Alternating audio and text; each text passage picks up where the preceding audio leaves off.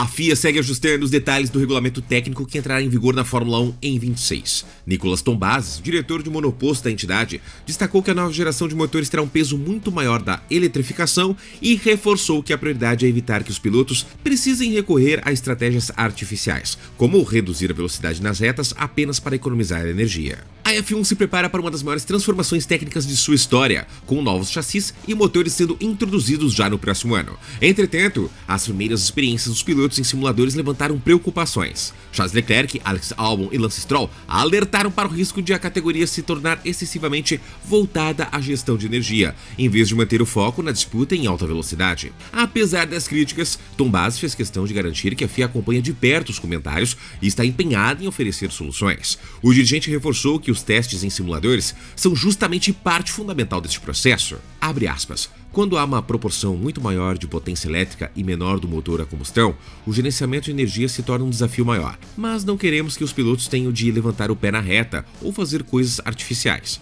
A intenção é que, quando precisarem acelerar, mantenham o pé embaixo. Tombazis destacou também que os pilotos muitas vezes têm apenas uma visão parcial do processo de desenvolvimento, mas que suas observações são essenciais. É importante pontuar que as pessoas não seguem a evolução das discussões, nem mesmo os pilotos. Eles têm um recorte momentâneo nos testes em simuladores, mas a razão por trás disso é justamente identificar os problemas que precisam ser resolvidos. Caso contrário, não teríamos tantos feedbacks para trabalhar. Segundo ele, o gerenciamento de energia já era uma preocupação prevista desde a concepção do regulamento.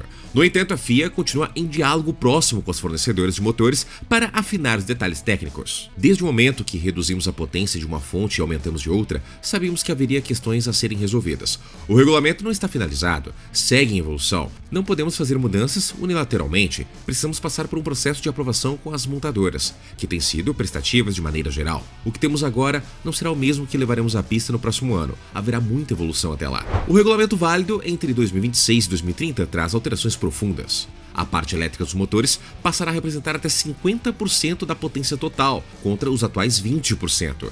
E o combustível será 100% sustentável. Essa mudança já atraiu novos fabricantes para a Fórmula 1, como Audi, Ford, em parceria com a Red Bull, e Cadillac, do grupo General Motors. Embora a especificação técnica principal dos motores já esteja definida, a FIA segue trabalhando em parâmetros complementares, incluindo mecanismos de equilíbrio entre as diferentes fornecedoras, para garantir competitividade e estabilidade na nova era da categoria.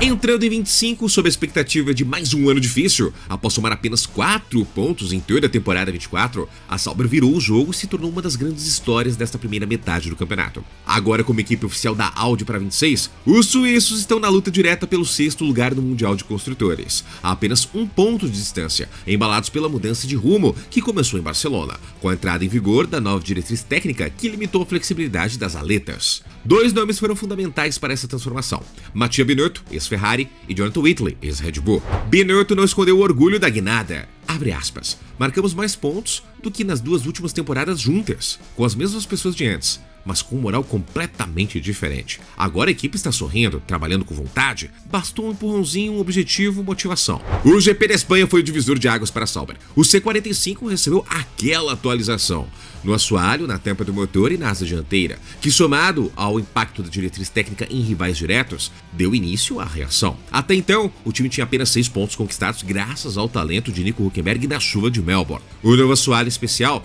foi determinante. Iñaki Rueda, ex-Ferrari e atual diretor esportivo da Sauber, destacou: é uma atualização de 3 fases. Trouxemos o assoalho para Barcelona e imediatamente marcamos pontos. Não é coincidência. Esse assoalho torna o nosso carro muito mais dirigível na corrida. Esse era o objetivo. Para a Áustria, introduzimos outra atualização para o mesmo assoalho, com um formato ligeiramente diferente. E em Silverstone, demos mais um passo nessa direção. Todas essas atualizações visam melhorar a dirigibilidade na corrida. Não esperávamos essas evoluções sucessivas, mas este novo caminho de desenvolvimento abriu caminho para novas mudanças. Os números comprovam a evolução. Antes de Barcelona, a Sauber ficava em média de 1,4 atrás da McLaren em classificação. Hoje a diferença caiu para 1 segundo e a equipe já briga pelo Q2 regularmente. Em corrida, o salto é ainda mais expressivo. Ritmo médio de quinta força, superando o Williams e Aston Martin. Entre Espanha e Hungria, foram 51 pontos conquistados, apenas 6 a menos que a Red Bull no mesmo período. O renascimento técnico foi potencializado pela dupla de pilotos. Nico Hülkenberg, aos 37 anos, vive uma temporada memorável. O alemão finalmente conquistou seu primeiro pódio da carreira em Silverstone depois de largar da última fila. Antes, já havia impressionado ao terminar em quinta em Barcelona, após superar Lewis Hamilton nas voltas finais. Sobre o impacto das melhorias, o veterano foi direto. O carro na corrida está mais equilibrado, previsível e consistente, e isso permite que você force nos momentos decisivos. Ao seu lado, nosso Gabriel Bortoleto deu provas de maturidade em sua temporada de estreia. Após o início conturbado em Melbourne e críticas duras de Helmut Marko, que chamou a atenção chamando de piloto de segunda classe, o brasileiro reagiu. Marcou pontos em 3 das 4 corridas antes da pausa de verão e brilhou em Budapeste, terminando em 6º após duelar com Fernando Alonso. O bicampeão não poupou elogios ao pupilo. A verdade é que ele sempre força, não comete erros, está sempre lá pressionando. Ele é o melhor estreante desta geração, eu sempre digo isso. Ele provou isso no ano passado com carros do mesmo nível. Gabriel também celebra a própria evolução. Estou super feliz com a forma como a temporada está indo até agora, com o quanto aprendi este ano, com o quanto progredimos como equipe. Certamente, sempre há muitas coisas para melhorar e fazer melhor, e mal posso esperar para melhorar todas elas. São os pequenos ajustes aqui e ali que podem me tornar um piloto muito melhor. A boa fase de 25 fortalece aquela estrutura da equipe antes da transição para a Audi no próximo ano. Para Jonathan Whitley, o desafio agora é consolidar a organização. No momento, trata-se de colocar a equipe na forma certa, onde todos entendam o que é necessário, quais são seus papéis, quais decisões eles podem tomar, quais precisam ser passadas para a hierarquia. Há tanta coisa acontecendo nos bastidores e é um pouco como estar no fio da navalha no momento. Ainda não há a força e a profundidade necessárias para competir por um campeonato mundial, mas estamos nesse caminho. E o senhor Nico Hülkenberg quase teve a chance de dividir a garagem da Red Bull com Max Verstappen na temporada 21 da Fórmula 1.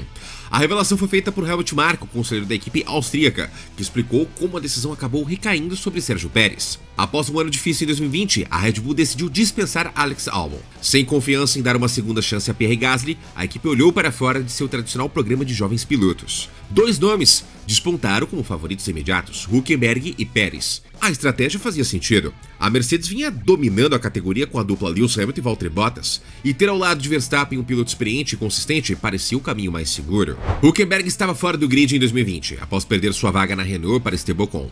No entanto, teve atuações de destaque ao substituir pilotos ausentes na Racing Point, conquistando atenção no paddock. Segundo Marko, havia até mesmo uma relação já estabelecida entre Red Bull e o alemão. Abre aspas. Naquela época, ele, Hülkenberg, era, eu acho, um co-comentarista na Servus TV. Então, já havia um relacionamento lá. E houve o início das conversas. Mas então Pérez venceu aquela corrida no Bahrein, eu acho. E por causa disso tudo, se voltou para o lado de Pérez. O triunfo histórico de Pérez no GP de Sakir de 2020 foi decisivo. O mexicano garantiu a primeira vitória de sua carreira e praticamente selou sua contratação pela Red Bull. Marko reconheceu que Hülkenberg teria sido uma escolha sólida. Acho que teria sido um momento muito bom, porque os dois se dão muito bem e, sim, Hülkenberg é um banco seguro para pontos. E no nosso carro também teria sido uma boa posição. Embora a escolha final tenha afastado Hülkenberg da vaga e mudado o rumo de sua carreira, com o retorno ao grid apenas em 23 pela Haas, Marko não demonstra arrependimento. O austríaco recordou o impacto do programa Júnior da Red Bull, que revelou nomes como Sebastian Vettel e Verstappen, ambos campeões mundiais, além de Ricciardo, Sainz, Gasly e Albon. Na verdade, eu mantenho as decisões, e é preciso ter em mente que mais de 95% dos pilotos que não permaneceram em nosso quadro vão correr na Fórmula E, no WEC, no DTM ou em outros lugares. Ele ressaltou que mesmo fora da F1, o caminho aberto pela Red Bull garantiu carreiras de sucesso. Eles ganham bom dinheiro, muito mais do que provavelmente ganhariam em uma profissão civil, e depois fazem o que amam, ou seja, competir no automobilismo. E isso foi possível principalmente graças ao nosso envolvimento. E o velho não mentiu. Bom, para Marko, chegar à Fórmula 1 exige algo além do talento. E a Fórmula 1 é o ápice, e exige não só talento, mas também características especiais e uma certa força, tanto mental quanto na constituição geral. A Haas surpreendeu o paddock da Fórmula 1 em 24 ao terminar o campeonato de construtores na 7ª posição. Um resultado que representou uma das melhores campanhas da equipe americana. Para 25, o chefe Ayuko Matsu traça metas semelhantes, ainda que o time esteja atualmente em 9º lugar, a 17 pontos da Aston Martin,